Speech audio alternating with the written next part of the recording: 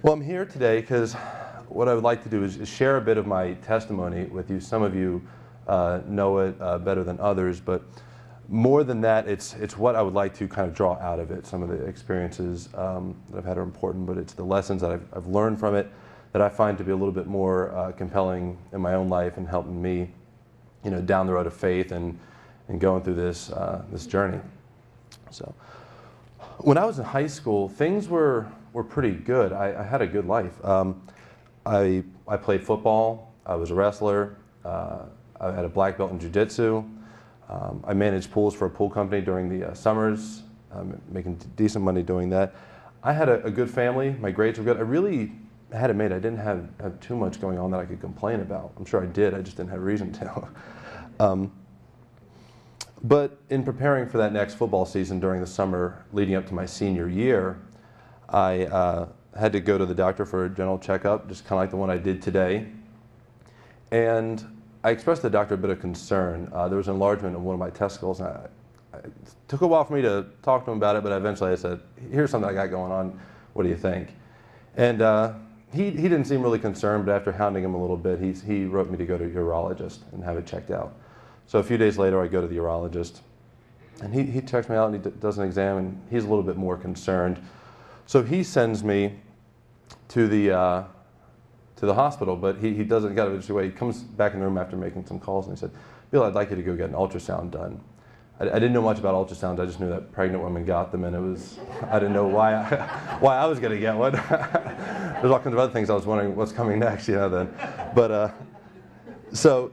He says, I recommend you go do that. So I said, okay, you're the doctor. When do you want me to go? And he said, I want you to go right now. Actually, when you get to the hospital, they'll be waiting for you.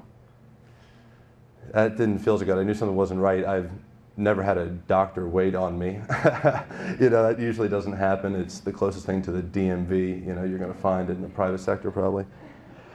But I went, and that's what happened. They were waiting for me there, and they did an ultrasound. And my dad and I are in the ultrasound room. There's a phone there. And they said, your doctor will call after he gets the results. And so we're waiting. We get the call. My dad picks up the phone. I tried not to really pay much attention because I didn't want to get misled in any direction. So I figured I'll just wait for the scoop. So he gets off the phone, and he doesn't look very excited. And he said, Billy, the doctor thinks it's cancer, and they want to do surgery. So to find out you probably have testicular cancer and they want to do surgery isn't what I was really looking forward to. I was looking forward to football and, senior year and graduating and going to college, all that kind of stuff. But that's what it was. I said, oh my gosh, so when does he want to do surgery? He said, tomorrow morning, first thing. So now here's another immediacy, all this going on all at once. It was very perplexing and confusing. Well, we leave after getting the ultrasound done and getting the results and everything, and we go home, and I did not feel like being at home, and I had a shift I was supposed to work that day anyway at the pool, so I get in the car to drive. And I'm sitting at a stoplight, and I've never experienced bursting into tears, and I didn't even know what people meant when they said that, because anytime I'd ever cried, which I didn't cry all that often, it would come on kind of slowly. You'd feel it welling up, and you're like, oh, here it goes. Wait, and then you cry, But that's not how it was. I sat there, and just this wave of emotion came over me. I started to sweat, and boom, I just cried my eyes out. Because I was scared. I did not know what was going to happen. That was the problem. It's not the fear of what was going to happen. It's what happens then. You have surgery. What if they find something? I didn't know what to do. So, you can't go to work crying your eyes out. So I called my boss and told him a little bit of what was going on. And he said, oh, yeah, just call me, when you figure things out. So we have the surgery, and as I'm pulling out of what I call like an anesthetic fog, it's like the groggiest sleep. You do not want to pull out, but you are, and you're coming out. And the first thing I say is the doctor. And he says, Billy, the surgery went well, but we did find cancer trailing up into your abdomen. So at that moment, I was more scared than when I was in the car. I just didn't have the energy to cry about it. But it was the day that changed my life. Nothing was the same after that. We decided to go with Duke Hospital for all our treatments, and they basically took 9 months of chemotherapy and packed them into 3 because they said I could handle it. But I did 6 to 7 days of chemo at a time, and I would do that once a month for 3 months, and then I had a major operation. But chemo is unparalleled. I've never experienced anything like it. The best way I describe it is it's like having a mix of all kinds of household cleaners running through your veins instead of your blood. Like, imagine how nauseating that would feel, and just bury the details. Just trust me, it was one gross experience, and it was terrible. But then I had the abdominal surgery where they basically just open you up and they take out the rest of the tumor and sew me up, and things were pretty much normal from there. I did recovery. I had to miss that year of school, but I came back the next year and I played football and graduated and all that kind of stuff.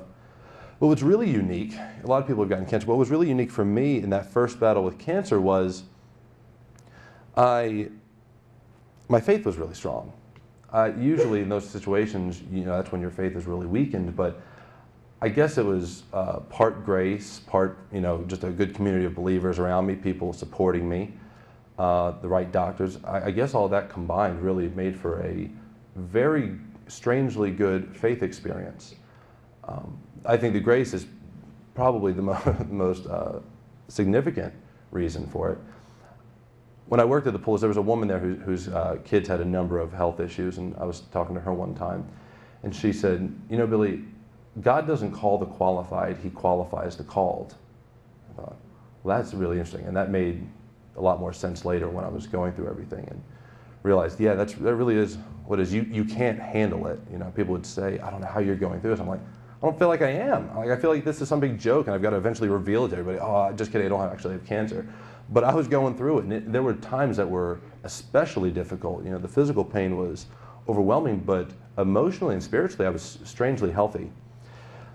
But unfortunately, after that was done, I let my faith lapse a little bit, and I didn't really invest in it anymore. I didn't pray as much. I was still going to Mass on Sundays and doing what I was supposed to do. I was a good boy, but I wasn't really yearning for more. I was just kind of satisfied with what I'd had and where my faith was. I didn't really feel like it needed to go a lot farther. I mean, heck, if you're confronted with cancer and your faith survives that well, what else do you need to really do? That was unfortunately a bit of my mindset. So, not maliciously or anything, but I didn't put much into it anymore.